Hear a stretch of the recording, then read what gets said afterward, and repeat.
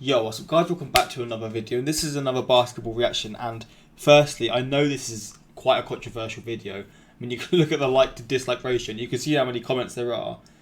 Like, I'm just reading it and people are pissed at him. Like, I've read through the comments because I saw how many dislikes it had, so I know where certain players place, like Curry, etc. But people have been suggesting this a lot, to be fair. And again, I know this may not go down, and I will take this video with a pinch of salt. Like, I'm not going to just say, oh, this guy's not the best player because he said so. But I feel like this is a good sort of way to just find out about players I've never heard of before, and maybe I'll do videos on them in the future, and just so on and so forth. But the video is top 50 greatest NBA players of all time. I don't know if I've said that already, but yeah, it's B-Sides. I feel like I've done a few videos on him in the past. Let's check this out. Again, I know this may not be, or not 100% correct. End of the day, opinions are opinions. Like, everyone's like down to have their own. I can't speak for some reason. But in the comments, I'm not going to say put your 50 greatest players who you say the top 50 greatest players are. I would say, I've done this before, but I do enjoy seeing people's opinions, like who they think the best players are. Top 3 of all time and top 3 currently. Because again, I just really enjoy seeing your opinions, and I know I've definitely asked you in the past about something similar. But I do just enjoy seeing what your opinions are, and just so I can gauge my own opinions on what you say, etc. But let's check this out and see who places where. I mean, we know the top 3, the top 5 would be the same as always, kind of players like LeBron, MJ, etc. But I'm still interested in seeing where else. Like, I'm excited to see where current players like Harden and just like Yanis, etc. Like, how old is this video? Because I don't know if Yanis would be really mentioned in this. It's not long ago actually, so if Yanis would even rank in this, where players like Harden and just players along the lines of that would rank, as well as older players like that I've never heard of. But yeah, let's check this out and see like what he's got for us. Hopefully you guys enjoy. Again, it might not be for you, but I just enjoy these sort of list type videos. Let's get into it. The NBA has had a rich history with many amazing... Man, let's just cut the cap. Y'all got nothing better to do. It's my top 50 all-time list. Let's go ahead and get... Hey, at least he's got a short intro, unlike me. Alright, let me ass slow things down intros. a little bit. So today we're going to be covering my top 50 all-time list as of late March 2020. I understand that there will be a lot of comments about very minute details about this list, but I do want you guys to keep in mind that I did incorporate a tier list as well, along with my ranking. There are 6 tiers total, and each tier doesn't really have a set criteria to it. Like, this tier is for people who have a case for the GOAT. This tier is for players who have longevity but no rings. There's nothing really like that, but to make it simple, each tier just accompanies a clump of players that I believe, for the most part, emphasis on for the most part, people can rearrange in whichever way they want, and I won't be overly upset. But with that being said, I don't want to spend too much time on the intro. Y'all know what a top 50 all-time list is. Y'all know what a tier list is. So let's go ahead and start the madness with spots 50 through 41. At number 50, we have Dwight Howard, 49, Ray Allen, 48, Klay Thompson, 47, Yanis Antetokounmpo, 46... See, I'm guessing with Yanis, he's so low because he's not had a long career in terms of like these other players. Paul Pierce, Klay 45, Thompson's Patrick interesting as well. 44, Dave Cowens, 43, Kevin McHale, 42, Walt Frazier, and at 41 to close off this part of the list, we have Bob Cousy. Now, just in general, the last 5 of a top 50 list is the part of the list that has the most leeway. I do believe that there are more players that belong in this tier than just the 10 players I included, like, you know, the Vince Carters, the Tracy McGrady's, the Ben Wallace's, the Gary Paytons, so on and so forth, just to name a couple. But to highlight some of the aspects of this tier that people might ask in the comment section. Number 1, Yanis. Why is Yanis Antetokounmpo already in the top 50 all time? Well, purely from a talent perspective, Yanis is already a specimen we've never seen before. A 6'11" forward that can legitimately guard all 5 positions. He's already one of the best defenders we've ever seen. He's an extremely effective scorer as well. And peak for peak, right now, there are not a lot of players that are better than Yanis. And assuming that he would have gotten MVP this year, he would be one of the handful of players in history to have back-to-back MVPs on their resume. And there was also a decent to good chance that he would have won Defensive Player of the Year this year in the same season that he would have won MVP, which only 2 players in history have done. Oh, wow. Again, despite not having the longevity or a championship to his name, Yanis has already done stuff in his career that not many have done. But again, like I said in the beginning, because it is a tier and the last 5 of a top 50 does have a lot of leeway, I would not be mad if you said that Gary Payton or Ben Wallace should be in there before Yanis. I see that argument. Another question some of you guys might be asking is Klay Thompson. Why is Klay Thompson over Ray Allen? While Ray does have longevity, Klay already has the same amount of All-NBA selections and one more ring than Ray Allen, all while being more integral to his team in those championship contention years than Ray Allen was to the 2008 Celtics and the 2013 Heat, at least in my opinion. But again, keep in mind, they are in the same tier, and if someone were to say Ray Allen over Klay, again, I would see that argument and I respect it. I also included some old school players like Bob. Isn't Ray Allen he's the guy who's got like what people say is the most, what's the word, memorable moment in the NBA, like the most, like, I think it's the clip, that shot when he's falling. I think that's him, isn't it? The most iconic moment, sorry. Walt Frazier, who had really good careers for their times and were champions and were great pioneers of the game, however weren't extremely dominant and transcendent enough talent-wise to be higher on this list. Now let's move on to the next 10. At number 40 we have Willis Reed, 39 John Stockton, 38 Allen Iverson, 37 Russell Westbrook. Iverson's low as well. Steve Nash, 35 Jason Kidd, 34 So I will definitely take this with a pinch of salt. Scottie Pippen, 33 Clyde Drexler, 32 John Havlicek, and at 31 we have Elvin Hayes. Now aside from Willis Reed at 40, this is where all of tier 5 lies within. Again, there's no set criteria for each tier, but I do see players that were very successful second options like Scottie Pippen and John Havlicek on this part of the list, or players that were great regular season performers but weren't the best in the playoffs like Russell Westbrook and Allen Iverson on this tier. I also see a decent amount of players here that just couldn't be the best player on a championship team but still had a great career as a first option and did contribute to a championship team at some point in their career like Clyde Drexler and Jason Kidd. This is the part of the list where longevity does start to matter and your success as a first option begins to matter as well. Now there is one elephant in the room that I want to address, and that would have to be John Stockton. Why is John Stockton only at 39? When you look at the numbers he put up in his career and the longevity that he had and his efficiency, how is he not higher up on this list? Well, one, I just don't think John Stockton was as dominant as his numbers make him seem, and I would say I didn't realise he played into the 2000s. I thought he was an earlier player. I thought it was like the 70s and 80s. I didn't realise that. Everyone in this tier, he is probably the worst first option. Now by first option, I don't exclusively mean as a scorer. What I mean is if you were to build around John Stockton and have John Stockton as your bona fide best player, you would find it extremely hard to build a championship contender around him because of the fact that he's not a great scorer, not an all-time great defender like Kawhi or Gary Payton, and you would realize that to utilize John Stockton as effectively as possible, you would need a player greater than him like Karl Malone or Kareem or something like that to best utilize him, while the players above him have proven to be truly successful first options in their career, and I just can't say that for John Stockton. And combine that with no rings in his career, that would be my reasoning for putting Stockton this low. Now let's move on to the top 30, starting with Elgin Baylor at number 30, Rick Barry at number 29, Chris Paul at 28, James Harden at 27, Isaiah Thomas at 26, Bob Pettit at 25, Kevin Garnett at 24, Charles Barkley at 23, Karl Malone at 22, and David Robinson. We don't talk about Karl Malone. Now, the 31 and 50 slots for the most part, people won't really nitpick, unless you're on YouTube like me. People are just looking for certain names to be included, but the top 30 is where the nitpicking really does start. Also, this is where tier 4 begins. Now spoiler, there are more players within tier 4 in the top 20, so this isn't all of them. This is where the majority of those ringless greats lie. Players that have had tremendous careers, were MVP caliber players, were great first options, could have led some teams to the finals, but just never got a ring in their career like Karl Malone, Charles Barkley, James Harden, and Chris Paul, like those types of players. We also have players who are very close to being in that criteria but got a ring outside of their prime like David Robinson and Kevin Garnett in this part of the list. Now again, for a couple of things to be addressed. Number 1, Bob Pettit. Why is Bob Pettit in here? because I know a lot of you guys will make fun of him for being a white old school player and laughing at the fact that he's above players like Chris Paul and James Harden, and you'll probably at me on Twitter with footage from the 40s or 50s. I can already see that in my head. 40s and 50s. Just put it this way. Bill Russell played from 1957 to 1969.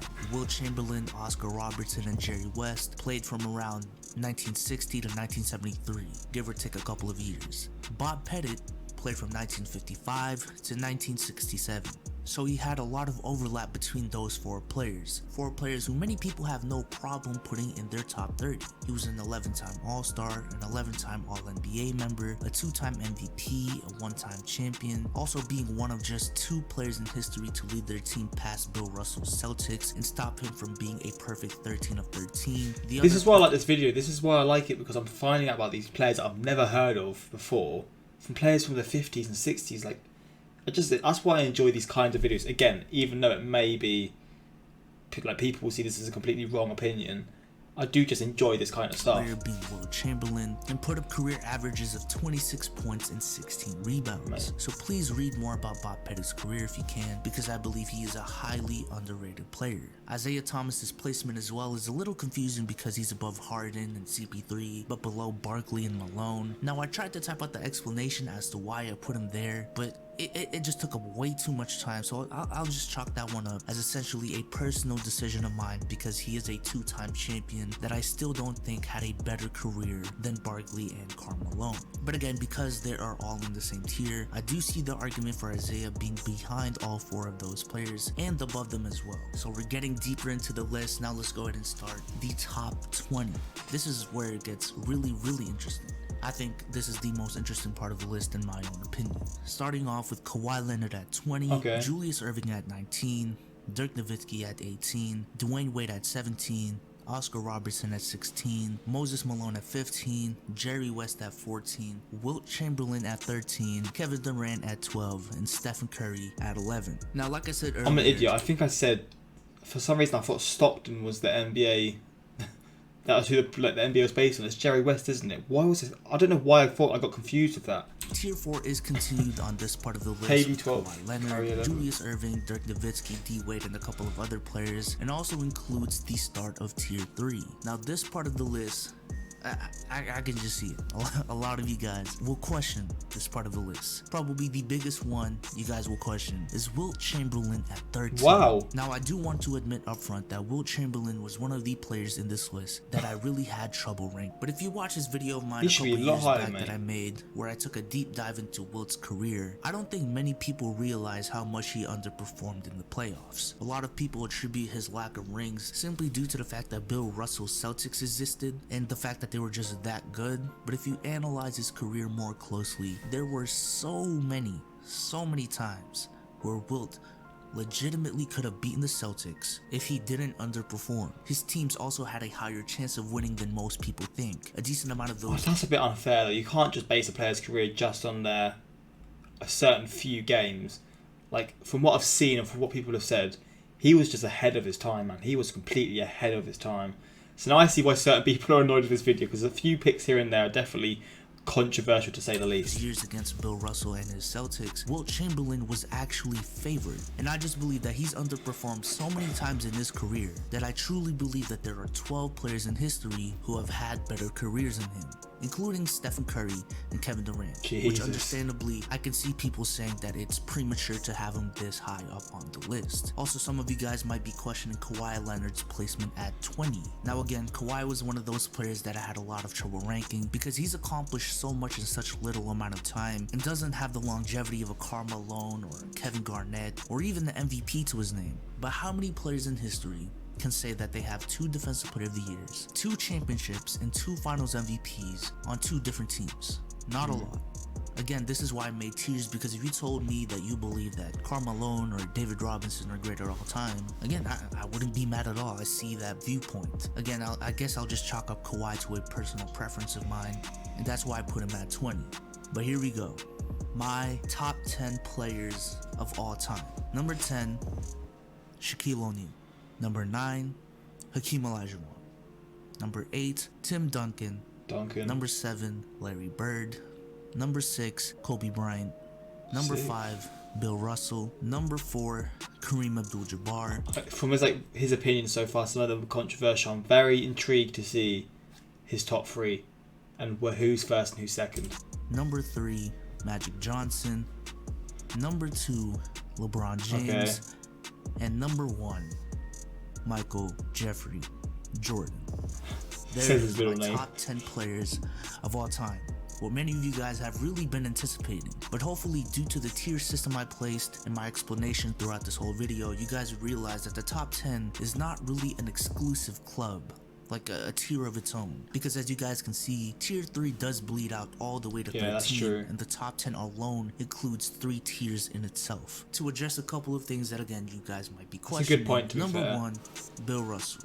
Now, Bill Russell is a player on this list that I would not be mad if he put in tier 3, because I honestly see the argument for him being in that tier. But I do believe that he is more in the top half of this top 10. I can make a whole video dedicated on him and why he's underrated at this point, which I actually have. I'll put the link in the description. But long story short, my case for him being in this tier is the fact that he's one of the best winners in sports history, if not the best, and did more for the game and pioneered many aspects of it than most people realize. From just a simple outlet pass and creating the fast break to simply jumping to block shots.